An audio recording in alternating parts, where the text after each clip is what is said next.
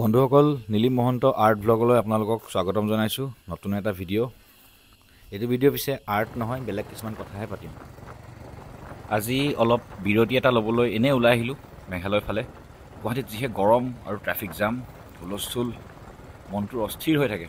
কামত মন নবহে, কিবা এটা ভালকৈ চিন্তা কৰিব নোৱাৰি শান্ত মগজুৰে। সেয়েহে আজি মটৰচাইকেলখন লৈ ওলাই আহিলোঁ শান্তি বিচাৰি। শান্তি যদিও এটা বিচাৰি যাবলগীয়া বা পাবলগীয়া বস্তু নহয়, তথাপিও মই ক'ম মটৰচাইকেল ৰাইড কৰা কাৰ্যটোৱে এক ধৰণৰ শান্তিপূৰ্ণ কাম। অলপ দূৰ গ'লেই মনটো এটা স্থিৰতা লাভ কৰিবলৈ আৰম্ভ কৰে। তাতে যদি এনেকুৱা ঠাণ্ডা আৰু ধুনীয়া জেগা হয়, কথাই বেলেগ। আচলতে মোক লাগে অলপ সময় নিজৰ লগত, প্ৰকৃতিৰ লগত। মনটোক নতুন কথা এটা চিন্তা কৰিবলৈ কিছু জিৰণিৰ প্ৰয়োজন হয়। পুৰণা ঘোলা চিন্তাবোৰ পৰা মুক্ত হ'ব লাগিব। প্ৰথমতে ডিটক্সিফিকেশ্যন, কৰি যোৱা কামবোৰ জুকিয়াই চাবলৈ, থাকি যোৱা কামবোৰ সম্পূৰ্ণ কৰিবলৈ।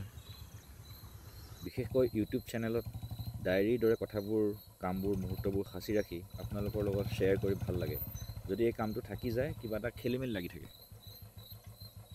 এনেকুৱাই হৈ আছে কিবা এটা এইকেইদিন।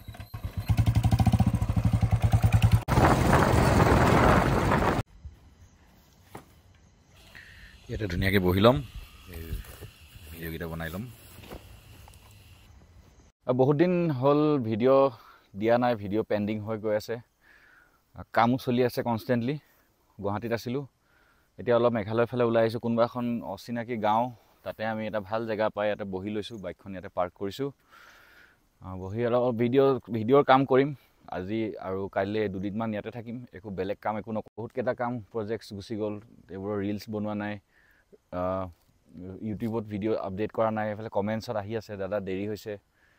তো মই ভাবিছোঁ এনেকৈ অলপ সময় লৈ ভালকৈ চাইলেণ্টলি ক'ৰবাত বহি পেলাই ভিডিঅ'ৰ কামবোৰ কৰিলে বেছি ভাল হয়। কনচিষ্টেঞ্চিটো মেইনটেইন কৰিব পৰা নাই, যিটো কাৰণে আমাৰ ভিউজটো ইমান কনচিষ্টেণ্ট নহয়। ভিউজ মাজে মাজে পাওঁ, মাজে মাজে কমি যায়।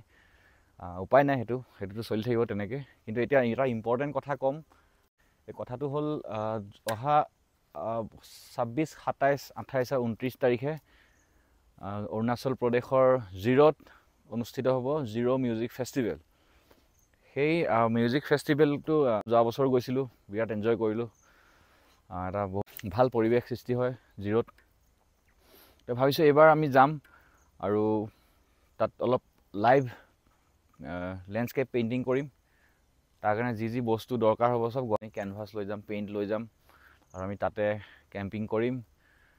জিৰ' মিউজিক ফেষ্টিভেল উপভোগ কৰাৰ লগতে আমি তাৰে জিৰ'ৰ যিটো এটা পৰিৱেশ, সেইটো সময়ৰ সেই পৰিৱেশটো আমি কেনভাছত উঠাবলৈ চেষ্টা কৰিম। তো আপোনালোকেও যিসকলে জিৰ' মিউজিক ফেষ্টিভেল গৈ আছে, লগ কৰিব, তাতে দেখাও পাম, যোগাযোগ কৰিব। আৰু মোৰ লগত যদি কোনোবা আৰু ইচ্ছুক আৰু ইণ্টাৰেষ্টেড আছে আউটডোৰ পেইণ্টিং কৰিবলৈ, তেওঁলোকো ওলাব পাৰে, মোক আগতীয়াকৈ যোগাযোগ কৰিব। সেইটোৱে কথা আছিলে। আৰু এতিয়া আমি অলপ ভিডিঅ' এডিটিঙৰ কামত বহোঁ, যাতে আপোনাৰ সোনকালে ভিডিঅ'জবোৰ দিব পাৰোঁ। তো মনত ৰাখিব 26, 27, 28 আৰু 29 তাৰিখে। এইবাৰ জিৰ'ৰ লাইন আপটো বিৰাট বঢ়িয়া। সেইটো সময়ৰ প্ৰাকৃতিক পৰিৱেশো বিৰাট ধুনীয়া হৈ থাকে। আশা কৰোঁ আমি বহুকেইখন লেণ্ডস্কেপ পেইণ্টিং কৰিব পাৰোঁ তাত। তাৰ কাৰণে এতিয়া প্ৰস্তুতি চলাই আছোঁ। এনেকৈ মাজে মাজে প্ৰকৃতিৰ লগত বিলীন হওঁ, চাওঁ, শুনো, ভাবোঁ, কিবা এটা আঁকোঁ, কিবা এটা লিখোঁ। মই কৰা কামবোৰ, ছবিবোৰ যাতে আপোনালোকৰ ওচৰ গৈ পায়, বা ছবি এখন বা আৰ্ট এটাৰ ধাৰণাটো যাতে সকলোৱে বুজি পায়, সেইটো সদায় মই চেষ্টা কৰোঁ মোৰ ইউটিউব ভিডিঅ'বোৰৰ জৰিয়তে। যিটো মানুহে সাধাৰণতে টান কথা এটা বুলি ভাবে, ছবি এখনক বহুত এটা টান, বুজিব নোৱাৰা কথা বুলি ভাবে, সেই বস্তুবোৰক যাতে একেবাৰে সহজ কৰি বুজাই দিব পাৰোঁ, তেনেকুৱা এটা আইডিয়াতে মই ইউটিউবৰ ভিডিঅ'জবোৰ কৰি থাকোঁ। আজি সঁচাকৈ এটা শান্তিপূৰ্ণ দিন পাৰ কৰিলোঁ। বহুতকেইটা কামো হ'ল আজি। ইউটিউবত এটা ভিডিঅ' বনোৱা বা এটা সৰু 30 ছেকেণ্ডৰ ৰীল বনাওঁতে যথেষ্টখিনি বিহাইণ্ড দ্য চিন থাকে, বহুতখিনি পিছফালে বহুত কাম থাকে। একদম দীঘলীয়া প্ৰচেছ এটা। প্ৰথম ভিডিঅ'টো লোৱাৰ পৰা তাক আকৌ ৰিএৰেঞ্জ কৰাৰ পৰা ধৰি, মানে ভইচ অভাৰ এনেকৈ দি এটা প্ৰচেছত গৈ গৈ এটা ভিডিঅ' হয়গৈ। এইটো এটা দীঘলীয়া, আৰু আমি যিহেতু কণ্টিনিউৱাছলি কামত থাকোঁ, ইটোৰ পিছত সিটো ইটোৰ পিছত সিটো, আৰু যিটো আমাৰ মেইন কাম ছবি অঁকা, মেইনলি আমি ছবি আঁকোঁ, আৰু সেইটো কামত আমি দিনটোৰ বেছিভাগ সময় সেইটো কামতে ব্যস্ত থাকোঁ।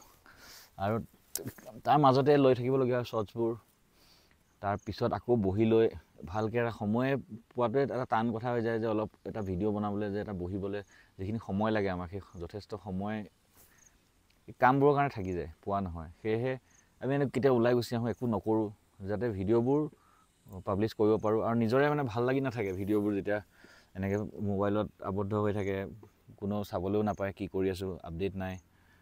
কিন্তু উপায় নাই, আৰু এনেও যধে মধে দি দিব নোৱাৰোঁ, যি টি দি দিব নোৱাৰোঁ। কিবা এটা অৰ্থপূৰ্ণ হ'ব লাগিব, কিবা এটা পজিটিভিটি আনিব লাগিব, কিবা এটা ইনস্পায়াৰ কৰিব পাৰিব লাগিব।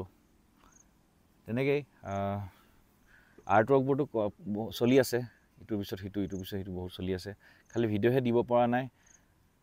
অলপ ধৈৰ্য ধৰিব মাজে মাজে, এনেকুৱা নহয় যে কণ্টিনিউ ভিডিঅ' দি থাকিব পাৰিম। ইউটিউবৰ এলগৰিথমৰ লগত খোজ মিলাই চলাটো মানে ইমান সহজ নহয় আমাৰ কাৰণে।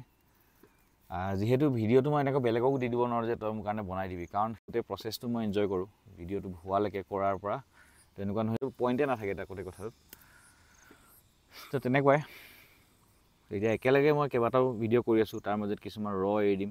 বহুতে মোক কমেণ্টত কৈ থাকে ফুটেজ ভাল লাগে, দিওঁ কাৰণে ভাল পায়। ঠিক নতুন কথা আহি আছে দেখুৱাবলগীয়া, নতুন প্ৰজেক্ট ষ্টাৰ্ট হ'ব। সেই পিছৰখিনি থাকি যাব তেনেকেই থাকি যায়।